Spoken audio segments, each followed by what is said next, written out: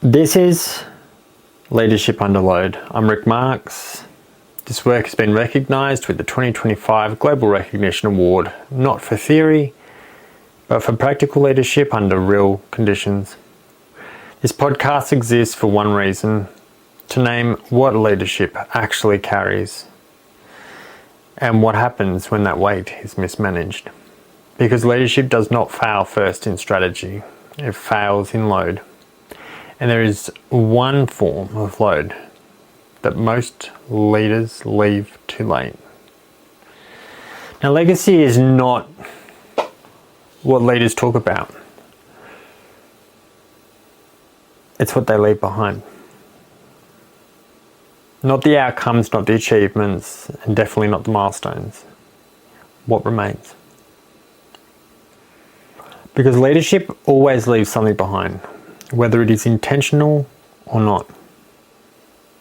Habits, standards, behaviours, unspoken rules. And most of them are never written down.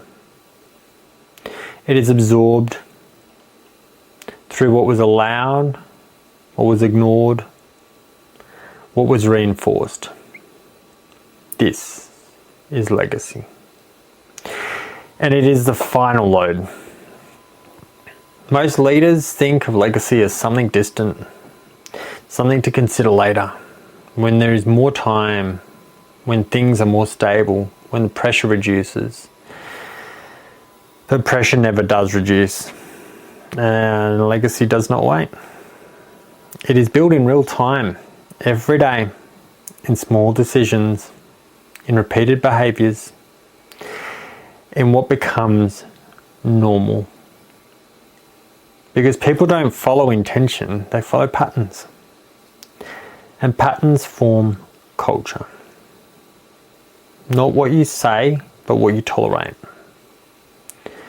So legacy is not created at the end of leadership. It is created in every moment leadership is exercised, whether you're aware of it or not. There is a point that most leaders miss. Culture is not designed, it is allowed. It forms around what is ignored, what is excused, what is left unaddressed. Not because leaders don't care, but because something else feels more urgent. Delivery, deadlines, performance. And in prioritizing the immediate, leaders unintentionally shape the long term. Because every tolerance sends a signal. This is acceptable. And when it was never said, and once something becomes accepted, it becomes expected. And once it becomes expected, it then becomes embedded.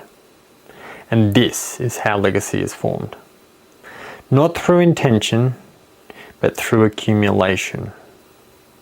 Legacy is heavy because it requires confronting things that are easier to leave alone. Conversations that are uncomfortable, standards that need reinforcing, behaviours that need correcting. And under pressure, those things get deferred. Not rejected, deferred. But deferred leadership decisions do not disappear. They compound until they become harder to address, more visible, more costly. And by that point, they are no longer decisions. They are consequences. This is why legacy is the final load. Because it's the one leaders are most tempted to avoid until it defines the environment around them. And there is a simple way to understand this. Remove the leader. What remains?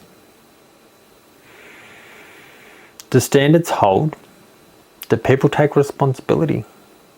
Does the system continue to function? Or does everything begin to drift? Because that answer reveals the truth. Legacy is not what you build while present.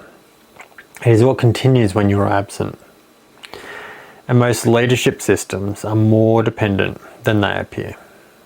Not because people are incapable, but because the load was never properly distributed. And when the leader is removed, the structure cannot hold.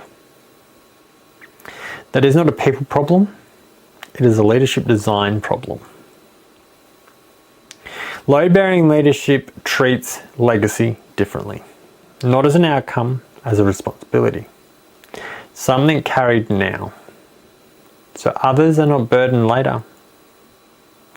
This means addressing what is misaligned early, holding standards consistently, making decisions even when they are uncomfortable. Not for immediate results, but for structural integrity. Because legacy is not about being remembered. It is about what others inherit. And whether that inheritance is stable or strained. Every form of leadership load leads here. Emotional, decision, moral, racial, relational. All of it accumulates into legacy. Not in theory, in reality. Because over time, everything you carry, or fail to carry, becomes the environment others live inside. That is the weight. And it doesn't announce itself. It reveals itself later. And most leaders ask, what am I achieving? But few ask, what am I leaving behind? And that question changes everything. Because leadership that focuses only on outcomes can succeed in the short term and fail in the long term. But leadership that carries legacy builds something that holds. So the question is not what will people say about my leadership. The question is what will remain because of it. Because that is the final load. If you want to go deeper into this, the newsletter expands this further. And if you want to understand what this looks like in your environment, start with the stability conversation. Because clarity is where this work begins. This has been Leadership Under Load. I'm Ric Marks. Thank you for joining me.